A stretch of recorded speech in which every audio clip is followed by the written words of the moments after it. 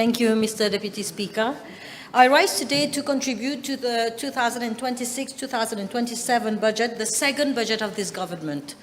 Mr. Deputy Speaker, sir, while the economists, analysts, policymakers may focus on figures, the vast majority of the population at the moment is asking one simple question: will this budget make our lives easier?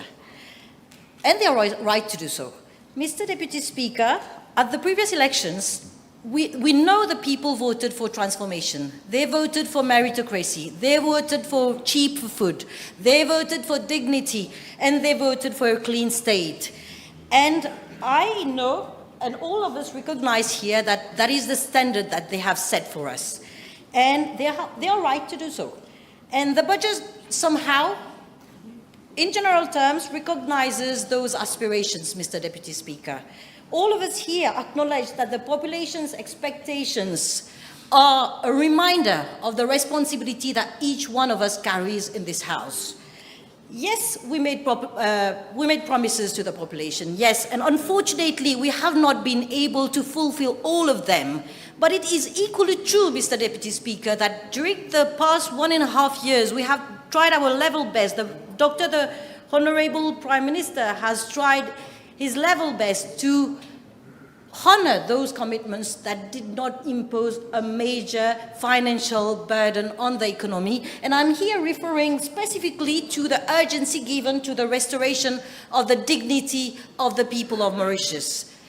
And Mr. Deputy Speaker, maybe we keep repeating that we are living in times of uncertainty. And unfortunately, in these times of uncertainty, what happens is you have leadership demands both prudence and compassion. And I would go further. It demands compassion, balancing compassion with responsibility.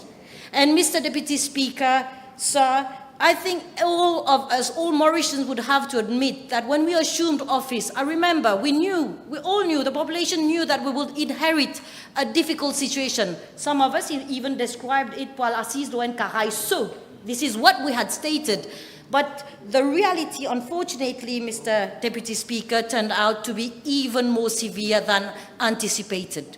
With a budget deficit standing at, our public debt standing at nearly 90%, our room for maneuver is unfortunately extremely limited. And what can we do? We cannot commit, one thing for sure, we cannot commit the same mistakes as the previous government that is spending more than our means. And the only option that we have today is to protect people today without bankrupting their tomorrow. So this is what this government and the Honorable Prime Minister is doing. And that being said, responsible leadership requires honesty. That being said, we cannot hide and we will not hide behind excuses. Yes, global inflation exists. Yes, wars exist. Yes, supply chain disruptions exist. And yes, sometimes maybe revenue may depend on external timing. Yet, Mr. Deputy Speaker, while we cannot control what is happening beyond our shores, we can control how we respond to them as a nation. And so today, through the measures in this budget, we begin delivering further. Mr. Deputy Speaker, this budget responds directly to the concerns and challenges faced by our citizens. It is a declaration that the cost of living will be fought with urgency. And I think my honorable member will agree with me, having an economic background, that somehow this budget, it balances it seeks to strengthen the resilience of our economy against external pressures, while on the other it protects the purchasing power of the vulnerable households. I am here referring to STC bulk purchasing, profit capping margins, subsidies on certain selected goods. I think no one can deny the fact that this will provide much needed relief to many households. However, if state intervention is to translate into cheaper and lower prices, I am of the opinion, and I think we need to ensure that those benefits are effectively passed on. And how can that happen? This requires, Mr. Deputy Speaker, transparent procurement processes, robust market monitoring, and strong and solid market oversights. Mr. Deputy Speaker, while measures to ease the cost of living is important, yet they are not enough on their own. And the real and lasting solution is to help Mauritians earn more. And how can we do that? That can only happen if we create more opportunities, attract investment, improve our skills, and generate better paying jobs. This is exactly what this budget is doing. It recognizes that reality. And I welcome the government's significant investments in artificial intelligence. I'm quite puzzled with the leader of the opposition, and I humbly cannot follow his reasoning as far as AI is concerned.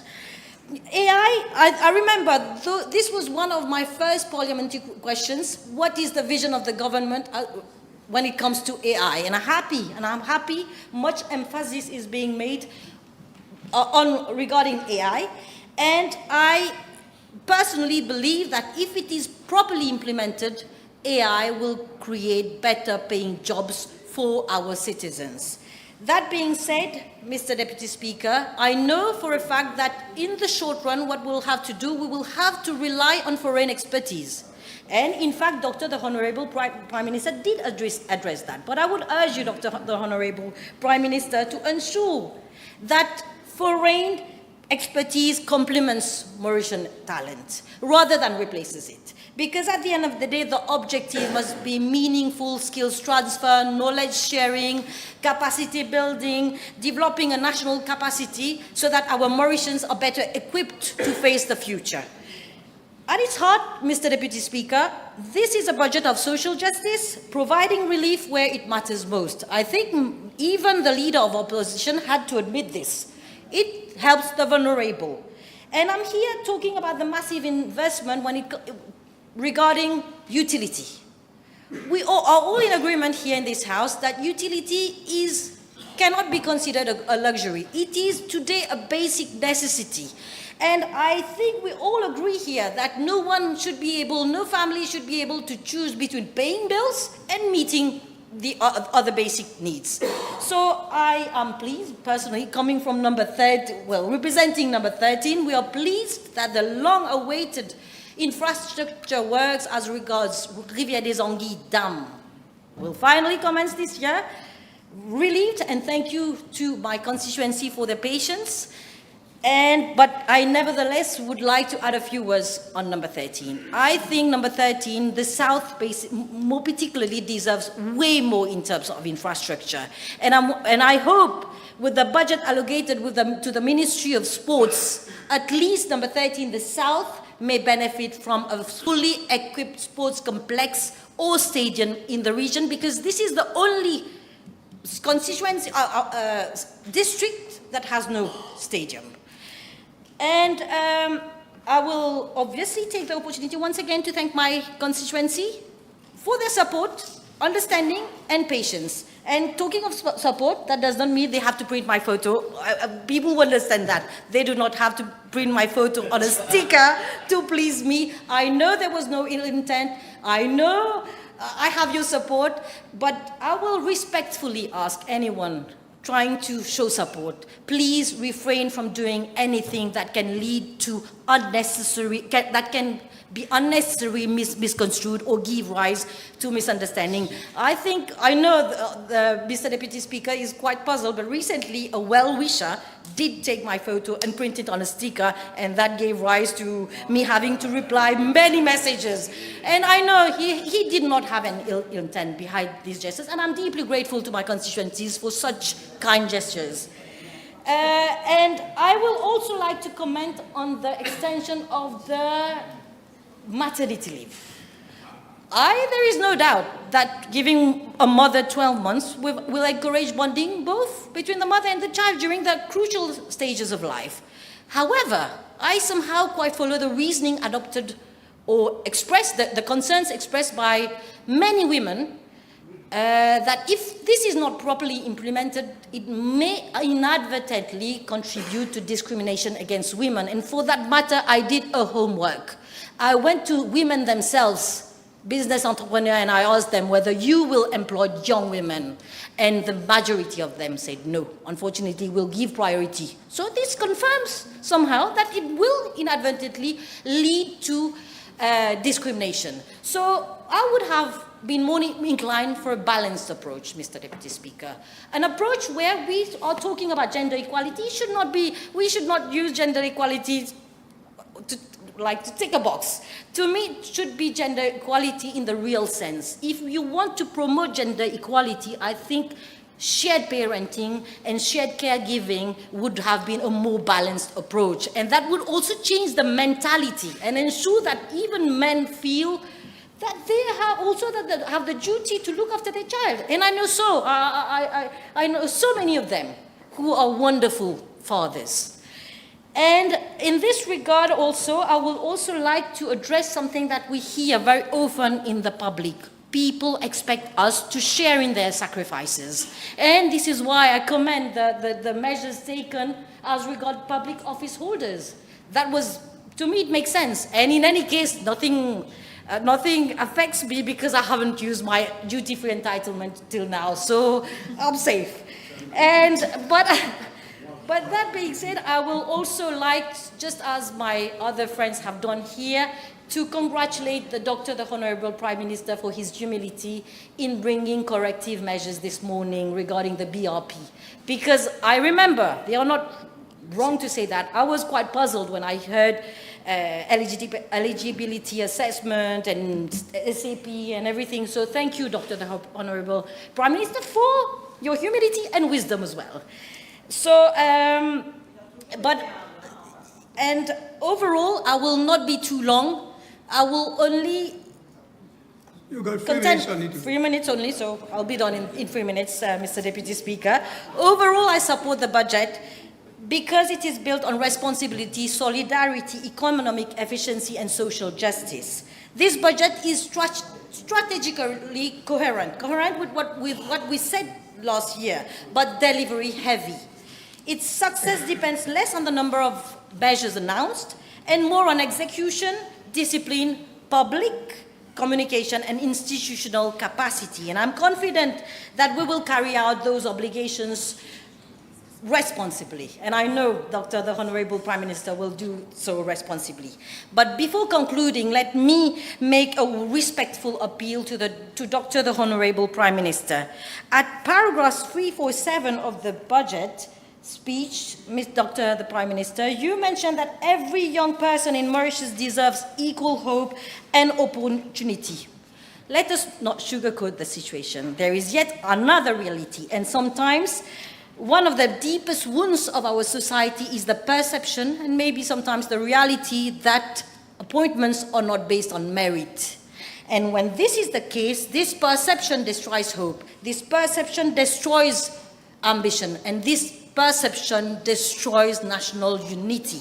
So this is why I believe that it is high time that a young Mauritian must know for a fact that competence matters over political colors. And because we know for a fact that when opportunities are distributed fairly, people are encouraged to do their best. But when they are not, frustration and cynicism take root. So I therefore urge you, and the government, of course, to do everything within your power to ensure that competence, integrity, and merit remain the guiding principles behind every appointment. Because, I repeat it, the message to our youth must be clear. In Mauritius, your future should be determined by your ability, your character, your effort, and not by your political color. So I will conclude, Mr. Deputy Speaker, sir. This budget may not contain all the measures, every measure that people had hoped for, but it charts a realistic and responsible path forward. It is a budget of repair, truth, and transition. And the only thing that we retain time and again is that it recognizes that no country can protect its people tomorrow if it refuses to manage its finance today. And And we thank you. I've thanked you a couple of times, but I will thank you once again for choosing responsibility over complacency. And maybe we as a nation, what can we do? We can choose solidarity over division. And many of us here stated that a budget is judged by the difference it makes to our citizens. When an elderly citizen feels secure, when a family has hope for the future, when every Mauritian feels that progress is within reach. That is the Mauritius our citizens voted for. That is the Mauritius we have a duty to build for our parents, for our children, for the generations that will follow. On this note, I commend the budget to this House. Thank you. Thank you.